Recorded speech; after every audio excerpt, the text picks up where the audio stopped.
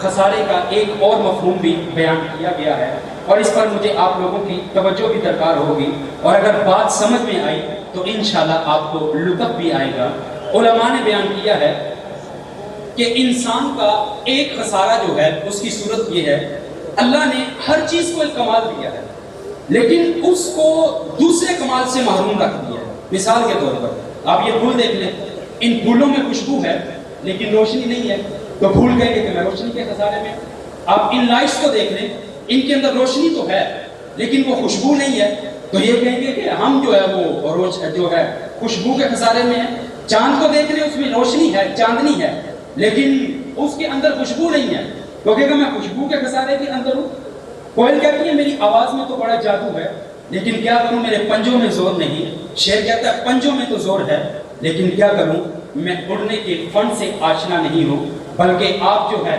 انسانوں کو ہی دیکھ لیں، ایک بچے سے پوچھو تو بچہ کہتا ہے میرے پاس بچپنے والی معصومیت تو موجود ہے، وہ بچپنے والی جو ہے ٹوٹی پھوٹی باتوں کا حسن اور جمال تو موجود ہے، لیکن کیا کروں میرے بازوؤں کے اندر طاقت نہیں ہے، میرے بازوؤں کے اندر زور نہیں ہے۔ ایک جوان سے پوچھو، وہ کہتا ہے مجھے جوانی کا پاک پن تو ہے، میرے بازوؤں کے اندر طاقت بھی ہے، قوت بھی ہے، لیکن کیا کروں وہ بڑھاپے کے تجربات نہیں ہیں۔ ایک بوڑھے سے پوچھو، وہ کہتے ہیں بڑھاپے کے تجربات تو کتار تک کتار میرے پاس ہے، لیکن کیا کروں وہ بچپنے والی معصومیت نہیں رہی، وہ اپنی مرضی سے آنا، وہ اپنی مرضی سے جانا۔ اقبال نے کہا تھا جنبش زنجیر در سے لطف آتا تھا مجھے۔ اقبال کہتے ہیں وہ کیسا حسین زمانہ تھا بچپنے کا، وہ کیسا پیار بھرا زمانہ تھا کہ کسی کے دروازے کی کنڈی کو بھی کھٹکھٹا دیتے تھے تو وہ لطف آتا تھا، وہ کمال آتا تھا۔ یہ آج سے 20-25 سال آپ پیچھے چلے جائیں تو یہ نیا بیل سسٹم جب آغاز اس کا ہوا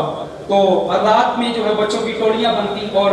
گھروں کی بیل بجا کر کے بھاگ جایا کرتے تھے، تو وہ بیل بجا کر کے جو ان کو لطف آیا کرتا تھا، اقبال نے اس کو بیان کیا کہ جنبش زنجیر در سے لطف آتا تھا مجھے۔ وہ کیسا زمانہ تھا کہ جب ہم کنڈی کھٹکھٹا کے بھی مزہ لے لیا کرتے تھے۔ آج تو نغمے جو ہیں وہ بھی ہمارے کانوں کو سرور نہیں دیتے، آج بنگلے بنا کر بھی ہم راضی نہیں ہیں، آج کوٹھیاں بنا کر کے بھی ہم راضی نہیں ہیں۔ وہ کیسا زمانہ تھا جب کوئی گلی کے اندر ریت پھینک جایا کرتا تھا تو اس ریت کے اندر پاؤں جو ہے وہ ڈال کر کے اس کو ہولے ہولے تھپکاتے تھے ہم،